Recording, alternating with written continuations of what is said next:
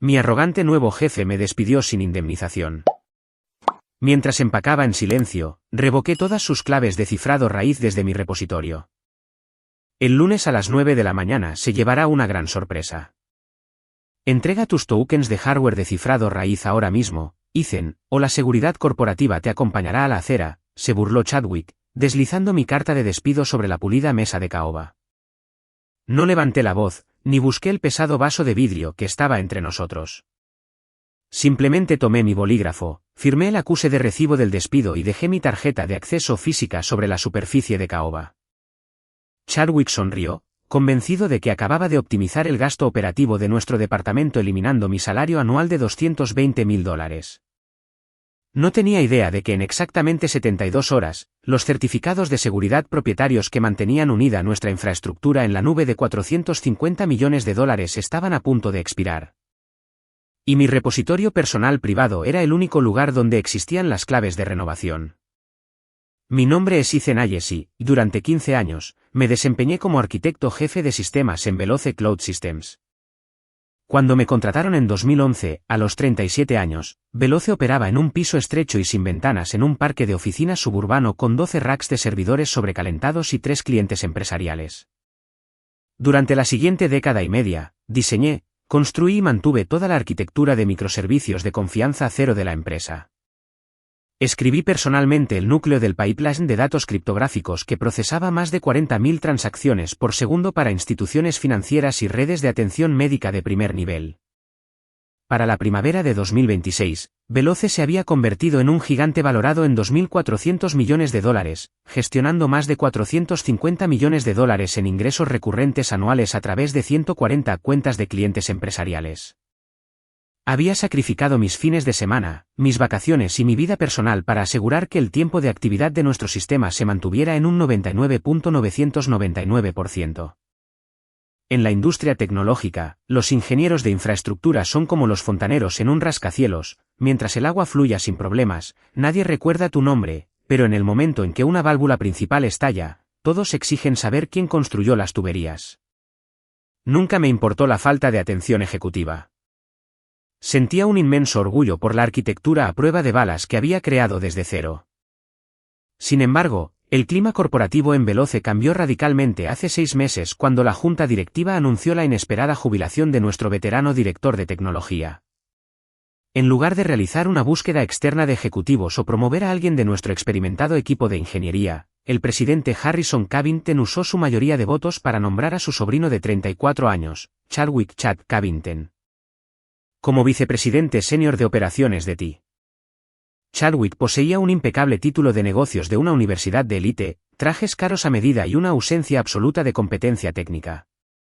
Hablaba con fluidez la jerga corporativa, lanzando términos como optimización de la nube, racionalización agresiva de personal y sinergias ágiles sin comprender la física fundamental de los clústeres de bases de datos distribuidas. Desde su primera semana en el trabajo, Chadwick me vio no como el arquitecto fundamental de la empresa, sino como una reliquia costosa de la gestión heredada. Yo tenía 52 años y ganaba $220,000 de salario base junto con un bono de rendimiento contractual estructurado en mi contrato de trabajo original de 2011. Ese contrato me otorgaba explícitamente una asignación anual de acciones y un paquete de indemnización con un multiplicador doble bajo la cláusula 14b si era despedido sin causa justa antes de la consolidación de mis $850,000 restantes en acciones corporativas. Para un joven ejecutivo obsesionado con inflar sus márgenes EBITDA trimestrales para asegurar un bono de rendimiento de 7 cifras, mi salario y mis beneficios contractuales eran objetivos principales para un recorte de costos inmediato. La fricción inicial comenzó durante una reunión de revisión de la infraestructura ejecutiva a principios de abril. Chadwick presentó una diapositiva proponiendo reducir nuestras redundancias de seguridad en la nube en un 40%, eliminando efectivamente nuestros servidores secundarios de conmutación por error geográficos en Virginia y Oregón. Argumentó que mantener clústeres de servidores en espera activa era un desperdicio colosal de capital y que trasladar todas las cargas de trabajo a una única región de la nube le ahorraría instantáneamente a la empresa $3.2 millones anuales. Inmediatamente levanté la mano frente a todo el panel de gestión. Señalé que nuestros principales contratos con clientes empresariales, específicamente nuestro acuerdo anual de $35 millones con Apex Financial Group, exigían el cumplimiento estricto de las regulaciones del marco SOC 2 tipo 2 y los estándares federales de resiliencia de datos bajo la sección 1030 del título 18 del Código de los Estados Unidos.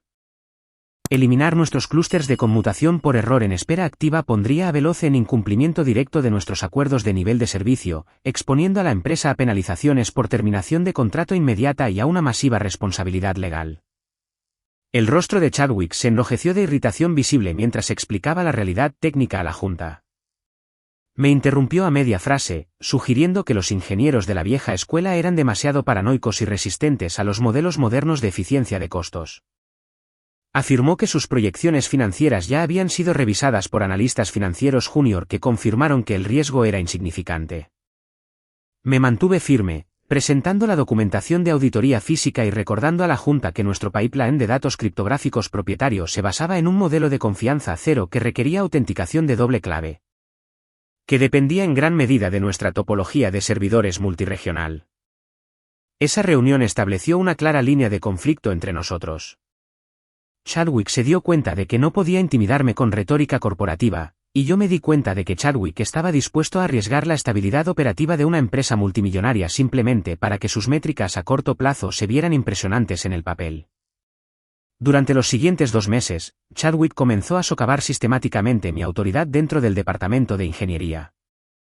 Me eludía para dar órdenes directas a los desarrolladores junior, exigiéndoles que omitieran las revisiones de código de seguridad para lanzar actualizaciones de funciones no verificadas directamente a producción. Cuando los desarrolladores senior venían a mi oficina quejándose de que Chadwick los obligaba a trabajar de 70 a 80 horas a la semana mientras omitían las pruebas de regresión estándar, intervine para bloquear las implementaciones no verificadas. Registré tickets formales de cumplimiento interno con la gerente de RR. Heather Evans, citando graves riesgos operativos y posibles violaciones regulatorias bajo los estándares federales de privacidad de datos. Sin embargo, Heather era plenamente consciente de la conexión familiar de Chadwick con el presidente Harrison Cavington. Cada ticket que presenté fue marcado silenciosamente como resuelto sin investigación o desviado a agujeros negros administrativos. A principios de mayo, Chadwick se había cansado de mi continua resistencia a sus iniciativas imprudentes. Sabía que no podía forzarme a renunciar voluntariamente, ya que hacerlo significaría perder mis $850.000 en acciones no consolidadas. En cambio, comenzó a construir un rastro de papel para justificar mi despido por insubordinación, completamente inconsciente de las dependencias técnicas subyacentes que mantenían la plataforma de Veloce en línea. Confundió mi comportamiento tranquilo con debilidad, sin darse cuenta de que el hombre más peligroso en una empresa de tecnología es el ingeniero silencioso que tiene las llaves maestras de la fortaleza digital. El punto de quiebre llegó un jueves por la mañana lluvioso a mediados de mayo. Chadwick me convocó a la sala de conferencias ejecutiva en el 10º piso. Al entrar, noté que la gerente de RR. Heather Evans, ya estaba sentada al final de la larga mesa de cristal, mirando incómodamente su carpeta de documentos. Chadwick estaba de pie junto a las ventanas del piso al techo, bebiendo un espresso de una taza de porcelana blanca con un aire de arrogancia triunfante. No me invitó a sentarme. En cambio, arrojó una sola página al centro de la mesa. Era un documento de autorización formal que instruía al equipo de ingeniería a deshabilitar inmediatamente todos los módulos de verificación criptográfica secundaria en nuestros clústeres de bases de datos empresariales y a entregar todos los tokens de autenticación de hardware físico a su oficina. Chadwick explicó que había contratado a un contratista de software offshore externo para manejar el mantenimiento del sistema a 1/3 del costo laboral de nuestro equipo interno. Para habilitar a este equipo offshore, Chadwick necesitaba acceso administrativo raíz maestro a nuestro núcleo criptográfico propietario. Miré el documento y luego miré a Chadwick. Le expliqué con calma que el marco criptográfico central no era un software comercial estándar propiedad absoluta bajo una cláusula genérica de trabajo por encargo. En 2011, cuando Veloce carecía del capital para financiar el desarrollo de seguridad personalizado, mi contrato de trabajo original incluía un anexo específico de propiedad intelectual bajo la sección 106 del título 17 del Código de los Estados Unidos. Ese anexo especificaba que, si bien Veloce tenía una licencia operativa exclusiva para usar el pipeline de datos criptográficos, La arquitectura de cifrado maestro raíz subyacente y las credenciales del repositorio personal permanecían registradas a mi nombre como una patente de desarrollador independiente. Además, otorgar a contratistas offshore de terceros acceso raíz no cifrado sin la verificación individual de tokens de hardware de confianza cero era una violación directa de los mandatos federales de ciberseguridad bajo la Ley de Defensa de Secretos Comerciales. Le dije a Chadwick claramente que no firmaría el documento, ni transferiría el acceso al repositorio maestro a entidades externas no verificadas. Los ojos de Chadwick se entrecerraron. Dejó su taza de espresso con un fuerte ruido contra el platillo. Me advirtió que mi negativa constituía un desafío directo a una orden ejecutiva y una insubordinación grave. Afirmó que, como vicepresidente senior de operaciones de TI, tenía autoridad completa sobre todos los activos tecnológicos de la empresa y que mi insistencia en mantener claves criptográficas personales no era más que un intento ilegal de tomar a la empresa como rehén. Señalé que los términos de la licencia contractual se registraron legalmente con el asesor legal de la empresa hace 15 años y se verificaron nuevamente durante nuestra auditoría de cumplimiento anual cada noviembre. Si Veloce deseaba comprar la arquitectura raíz maestra directamente, el contrato especificaba un precio de compra de valoración independiente de $2.5 millones. A falta de esa compra o de una renovación formal del acuerdo de licencia, las claves de cifrado maestras permanecían almacenadas de forma segura en mi repositorio privado y aislado por hardware. Chadwick se volvió hacia Heather Evans y gesticuló bruscamente. Heather se aclaró la garganta y me entregó un sobre que contenía un aviso formal de despido por causa justa. El documento citaba insubordinación grave, incumplimiento de las tareas técnicas asignadas y obstrucción deliberada de la eficiencia operativa corporativa. Al despedirme por causa justa, Chadwick intentaba lograr dos objetivos financieros específicos. Primero, despojarme de mis $850.000 en acciones corporativas no consolidadas, y segundo, anular la cláusula 14b de mi contrato de trabajo, que exigía un pago de indemnización por despido con un multiplicador doble de $1.200.000 en caso de despido sin causa justa. Chadwick se inclinó sobre la mesa con una sonrisa fría. Exigió que entregara mi portátil de la empresa, mi tarjeta de seguridad y todos los tokens de hardware físico de inmediato. Dijo que los guardias de seguridad corporativa esperaban fuera de las puertas de la sala de conferencias para escoltarme fuera del edificio como a un criminal. Añadió que si intentaba acceder a cualquier servidor de la empresa o modificar cualquier código del sistema a partir de ese momento, el departamento legal de Veloce presentaría cargos penales inmediatos en virtud de la ley de fraude y abuso informático. Miré a Chadwick por un largo momento. No levanté la voz. No golpeé la mano sobre la mesa, ni mostré un solo rastro de ira o pánico. En el ajedrez corporativo, cuando tu oponente comete un error táctico catastrófico basado en información incompleta, no lo interrumpes, simplemente dejas que el tablero se desarrolle. Saqué mi bolígrafo del bolsillo de mi chaqueta, firmé con calma el acuse de recibo del aviso de despido y empujé el papel firmado hacia Heather. Miré a Chadwick directamente a los ojos y dije una sola palabra: entendido. Me levanté, me quité la insignia de identificación de la empresa y la coloqué ordenadamente junto al formulario de transferencia de acceso raíz sin firmar. Chadwick pareció visiblemente desconcertado por mi total falta de resistencia. Claramente había anticipado un arrebato emocional, una súplica entre lágrimas por mi trabajo o una acalorada discusión sobre mi paquete de indemnización denegado. Mi respuesta tranquila y deliberada sacudió su confianza por un instante, pero su arrogancia se reafirmó rápidamente. Dos guardias de seguridad corporativa armados me escoltaron por el ascensor hasta mi oficina de la esquina en el 9º piso. Mientras empacaba mis pertenencias personales, mi taza de café de cerámica favorita, algunas fotos familiares y mis cuadernos técnicos personales, mi equipo de ingeniería se quedó alrededor en un silencio atónito. Los desarrolladores junior miraban con los ojos muy abiertos mientras los guardias permanecían junto a la puerta. Mason Riley, un administrador de bases de datos senior a quien había apadrinado durante 8 años, se adelantó con una expresión preocupada. Mason preguntó en voz baja qué se suponía que debían hacer con la próxima auditoría anual de cumplimiento de SOC 2 programada para el lunes por la mañana, así como con el protocolo de rotación de claves criptográficas de 72 horas. Puse mi mano en el hombro de Mason y le dije suavemente que siguiera todas las instrucciones escritas oficiales emitidas por el vicepresidente Covington, que documentara cada directiva administrativa por escrito y que no alterara ningún script de fondo automatizado. Una vez que mi caja estuvo empacada, La seguridad me escoltó a través del vestíbulo principal de cristal y hacia la intensa lluvia de la tarde. Mientras las puertas de cristal se cerraban detrás de mí, caminé hacia mi coche, coloqué la caja en el maletero y me senté en el asiento del conductor. Miré mi reloj de pulsera. Eran exactamente las 2:15 de la tarde del jueves. Chadwick creía que acababa de eliminar un salario caro y de afirmar su dominio absoluto sobre el departamento de TI. Lo que no comprendía era cómo operan realmente los sistemas distribuidos de confianza cero. Cuando salí de ese edificio, no me llevé ningún dato de la empresa, no copié ningún código propietario y no toqué ningún servidor de la empresa. Cumplí cada palabra de su orden de despido al pie de la letra. Pero en 2011, cuando construí el marco de seguridad automatizado, incorporé un protocolo de enlace criptográfico obligatorio de 72 horas diseñado para verificar la firma digital activa del arquitecto de sistemas principal.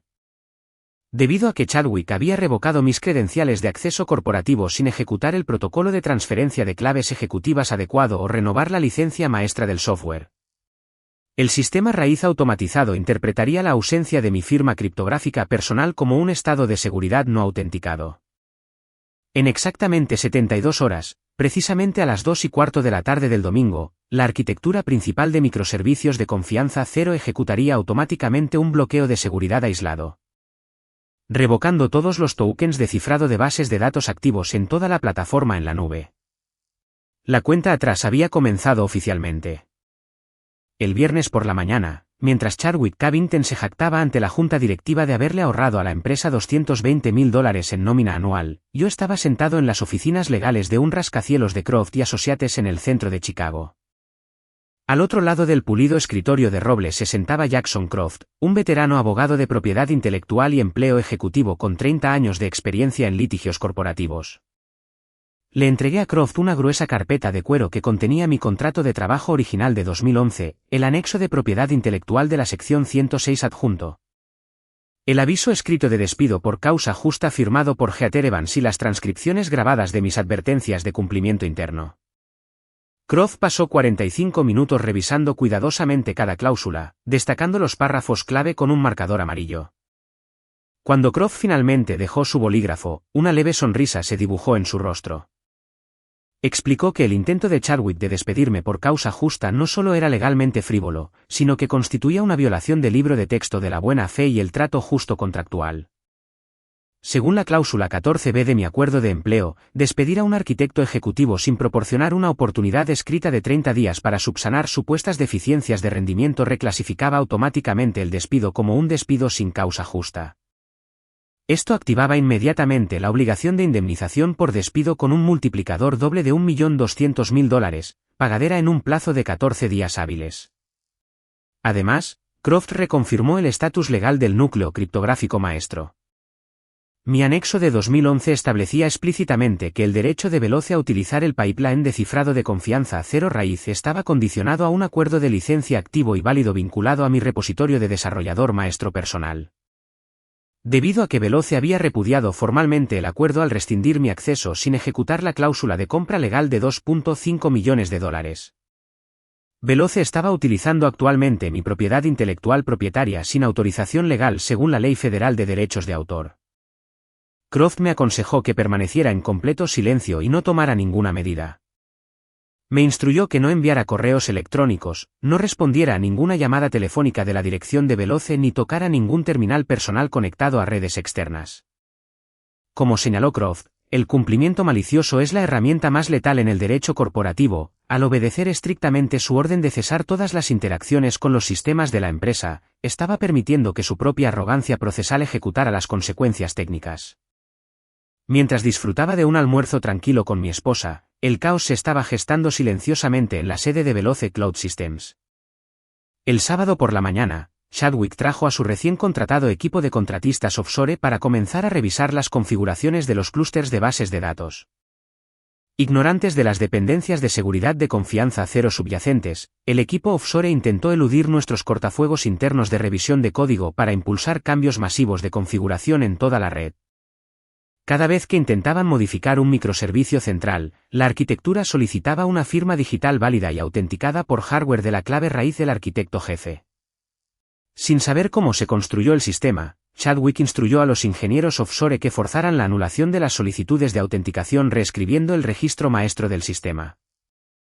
No se dieron cuenta de que forzar una anulación no autenticada en una arquitectura de confianza cero era clasificado por el núcleo automatizado como un intento activo de ciberataque.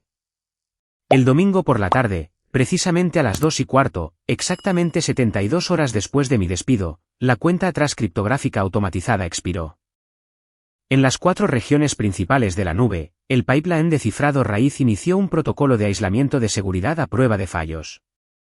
En un instante, la arquitectura de microservicios de confianza cero revocó todos los tokens de descifrado de bases de datos activos. El pipeline de datos central que daba servicio a 140 clientes empresariales se transformó de repente en una bóveda impenetrable y cifrada de 256 bits. Para las aplicaciones de clientes externos, la plataforma en la nube de Veloce no se bloqueó ni se desconectó, más bien, cada solicitud de API devolvía una respuesta de error del sistema fría y estandarizada, credencial de autenticación revocada por la autoridad raíz. La primera catástrofe golpeó a nuestro mayor cliente empresarial, Apex Financial Group. Apex dependía de la infraestructura de Veloce para procesar más de $12 millones en liquidaciones comerciales automatizadas de fin de semana en los mercados globales. A las 2:20 de la tarde del domingo, los algoritmos de negociación automatizados de Apex perdieron la conexión con el pipeline de datos de Veloce. Más de 30.000 llamadas de transacciones por minuto fallaron instantáneamente, dejando decenas de millones de dólares en liquidaciones financieras atrapadas en búferes de memoria no verificados. A las 3 de la tarde del domingo, el teléfono móvil personal de Chadwick comenzó a sonar sin cesar. El director de seguridad de la información de Apex Financial Group exigía una conferencia telefónica de emergencia inmediata con los ejecutivos de Veloce. Simultáneamente, las notificaciones de alerta automáticas inundaron los dispositivos móviles de cada miembro de la junta ejecutiva de Veloce. Chadwick corrió a la oficina presa del pánico, llamando al administrador de bases de datos Senior Mason Riley y a todo el personal de ingeniería interno para una reunión de emergencia de fin de semana. Cuando Chadwick llegó al centro de control de servidores del 9º piso, los monitores de alerta roja parpadeaban en todas las pantallas montadas en la pared. El panel principal mostraba que el 98% de todas las conexiones de bases de datos de clientes estaban congeladas en un estado de espera cifrado. Chadwick le gritó a Mason Riley que anulara manualmente el bloqueo de cifrado y restaurara el acceso a los datos del cliente de inmediato. Mason abrió tranquilamente su terminal, consultó los diagnósticos del sistema y señaló los registros de autenticación raíz.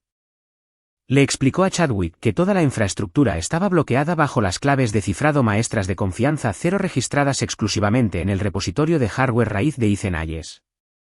Mason informó a Chadwick que, debido a que mis credenciales administrativas habían sido revocadas y mi firma digital había expirado sin una rotación de clave válida, el sistema había entrado automáticamente en un bloqueo de seguridad reforzado.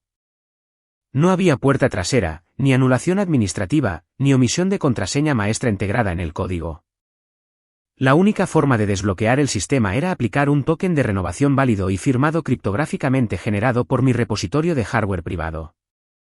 Chadwick se negó a aceptar la realidad. Ordenó al equipo de contratistas offshore que forzara por fuerza bruta las capas de cifrado o reconstruyera todo el pipeline de datos desde cero.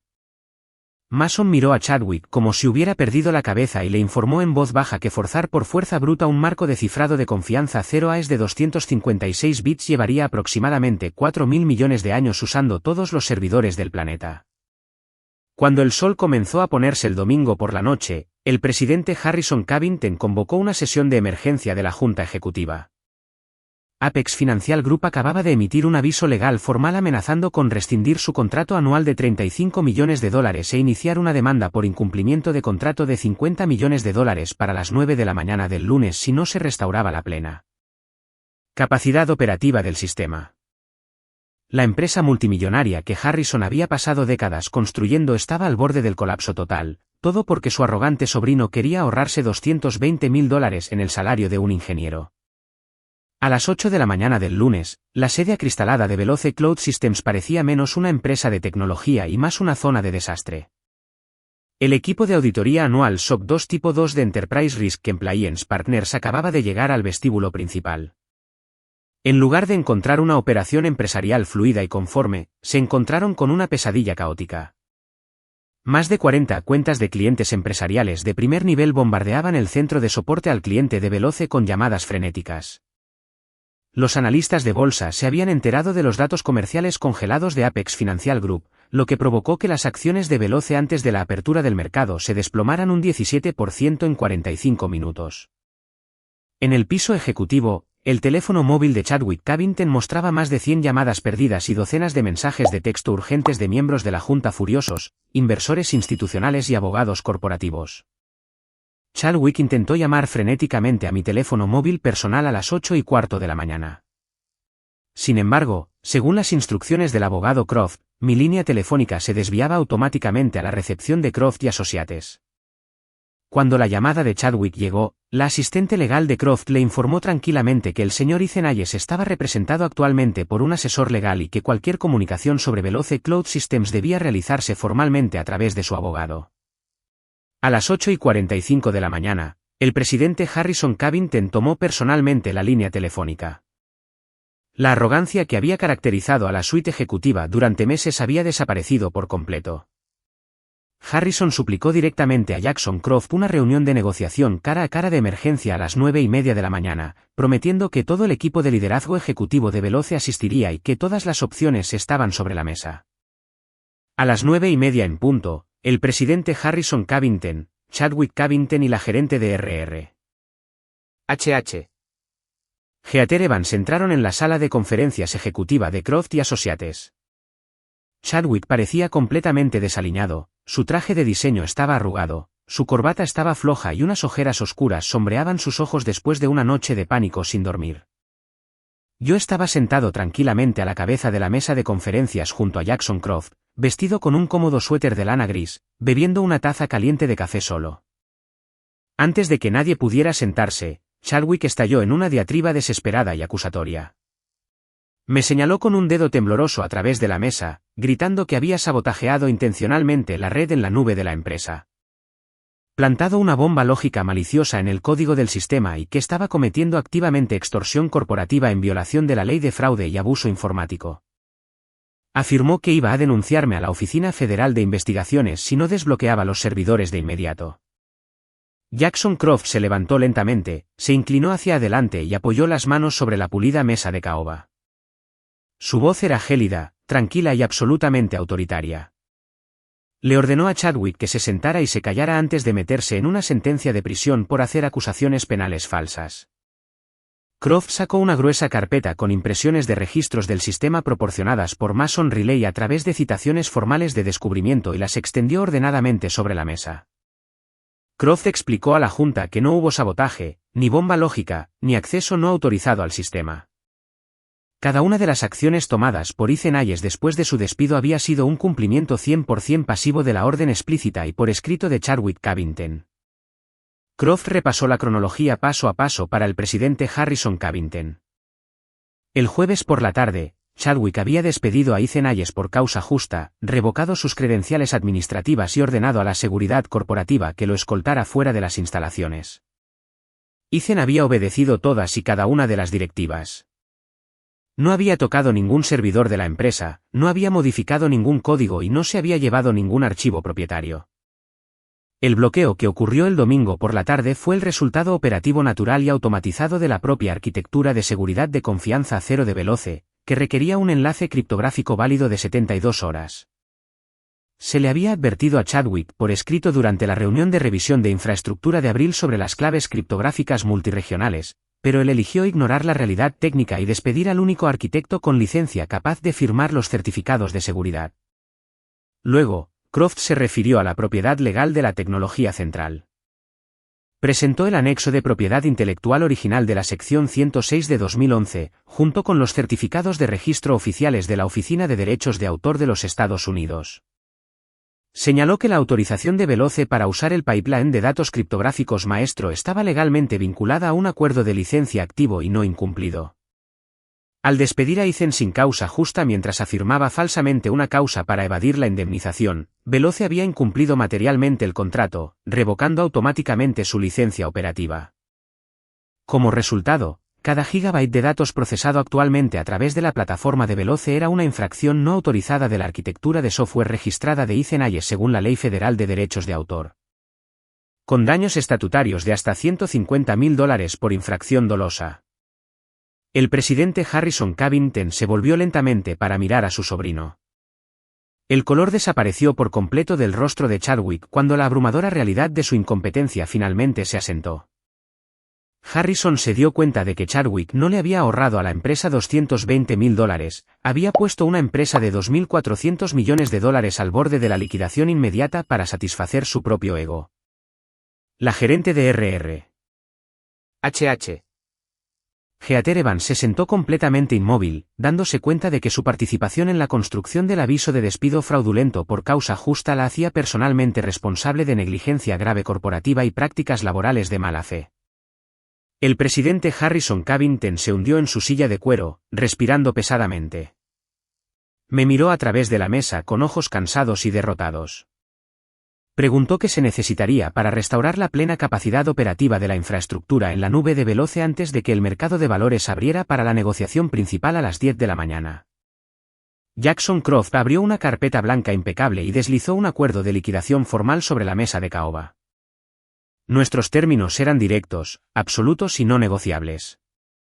Primero, Veloce Cloud Systems emitiría inmediatamente una retractación formal por escrito del despido por causa justa, reclasificando mi salida como una jubilación ejecutiva sin causa justa. Segundo, Veloce pagaría el paquete completo de indemnización con multiplicador doble estipulado en la cláusula 14b, por un monto de $1.200.000 en efectivo. Tercero, Veloce aceleraría la consolidación inmediata de mis $850.000 en acciones corporativas, recomprándolas a su valor total de mercado. Cuarto, para otorgar a Veloce una licencia corporativa permanente y no exclusiva para utilizar el núcleo de cifrado maestro de confianza cero en el futuro, Veloce ejecutaría la cláusula de compra legal de $2.5 millones. Y quinto, como condición estricta del acuerdo, Chadwick Covington debía ser relevado inmediatamente de toda autoridad ejecutiva, retirado del departamento de TI y despedido de Veloce Cloud Systems sin indemnización. Chadwick se quedó boquiabierto, sentándose de golpe. Balbuceó que el tío Harrison no podía aceptar demandas tan escandalosas. El presidente Harrison Covington ni siquiera miró a su sobrino. Miró su reloj. Eran las 9:42 de la mañana.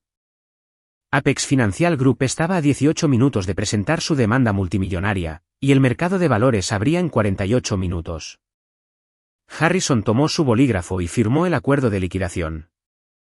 A las 9:46 de la mañana del lunes, el administrador financiero jefe del abogado Croft confirmó que la transferencia bancaria de Veloce Cloud Systems se había liquidado con éxito en la cuenta de depósito en garantía de la firma. El pago total ascendió a $4.550.000, que comprendían $1.200.000 en indemnización por despido con multiplicador doble según la cláusula 14b. $850.000 por la recompra total de mis acciones consolidadas al valor de mercado, y $2.500.000 por la compra de la licencia de propiedad intelectual permanente. Una vez que los fondos fueron verificados por el banco receptor, metí la mano en el bolsillo de mi abrigo y saqué un pequeño y pesado token de hardware de titanio. Era mi clave de firma criptográfica personal, aislada, el único artefacto físico que contenía la firma digital maestra para toda la red en la nube de Veloce. Conecté el token a un terminal seguro y aislado en la oficina de Croft, introduje mi contraseña maestra personal y generé un nuevo certificado de renovación criptográfica firmado para 24 meses. Pulsé enviar, transmitiendo la carga útil de autenticación cifrada directamente al módulo de seguridad de hardware principal en el centro de datos central de Veloce en Virginia. El impacto en la infraestructura de Veloce fue instantáneo. A las 9:48 de la mañana, el pipeline de datos automatizado de confianza cero recibió la firma raíz validada criptográficamente. En las 4 regiones de la nube, los indicadores de alerta roja desaparecieron de los paneles de monitoreo, reemplazados por luces de estado verdes fijas. Las bases de datos de microservicios congeladas se descifraron sin problemas, reabriendo los pipelines de transacciones para los 140 clientes empresariales. En Apex Financial Group, 30.000 operaciones comerciales pendientes se liquidaron en 90 segundos. Cuando sonó la campana principal del mercado de valores a las 10 en punto de la mañana, la caída de las acciones de Veloce antes de la apertura del mercado se revirtió rápidamente, estabilizándose a medida que se conocía la noticia de que la breve anomalía de mantenimiento del sistema del fin de semana se había resuelto por completo. En la sala de conferencias, el presidente Harrison Covington se levantó, le entregó a Chadwick su abrigo e instruyó a la seguridad corporativa que escoltara a su sobrino fuera del edificio de inmediato. Chadwick intentó hablar, ofrecer una excusa o apelar a su tío una última vez, pero Harrison simplemente le dio la espalda. El joven ejecutivo que había entrado en la empresa hacía 6 meses lleno de arrogancia inmerecida salió bajo vigilancia, con su reputación en el sector tecnológico completamente destruida. A la gerente de R.R. H.H. Heather Evans se le indicó que presentara su renuncia para el final de la semana. La junta corporativa se dio cuenta de que su incapacidad para hacer cumplir los procedimientos de cumplimiento adecuados y su dócil sumisión al despido de mala fe de Chadwick habían expuesto a la empresa a la ruina financiera existencial. Tras la crisis, el presidente Harrison Covington ascendió a Mason Riley a director senior de Ingeniería de Infraestructura, asegurando que el departamento finalmente sería dirigido por un ingeniero hábil y con principios que entendía el valor de la integridad técnica. Mason me llamó esa noche para agradecerme por proteger al equipo de ingeniería y asegurar que sus sistemas fueran legal y técnicamente a prueba de balas. En cuanto a mí, salí de Croft y Associates a la brillante luz del sol de la mañana del centro de Chicago, sintiéndome más ligero de lo que me había sentido en 15 años. A los 52 años, con $4.55 millones en capital líquido depositados de forma segura en mis cuentas, era completamente independiente financieramente. Había pasado 15 años construyendo un imperio digital en la sombra, asegurándome de que las tuberías nunca tuvieran fugas y los servidores nunca fallaran. Cuando un ejecutivo corporativo arrogante pensó que podía tratar la experiencia fundamental como una partida presupuestaria fácilmente desechable, aprendió por las malas que la verdadera maestría técnica no se puede fingir, intimidar ni robar.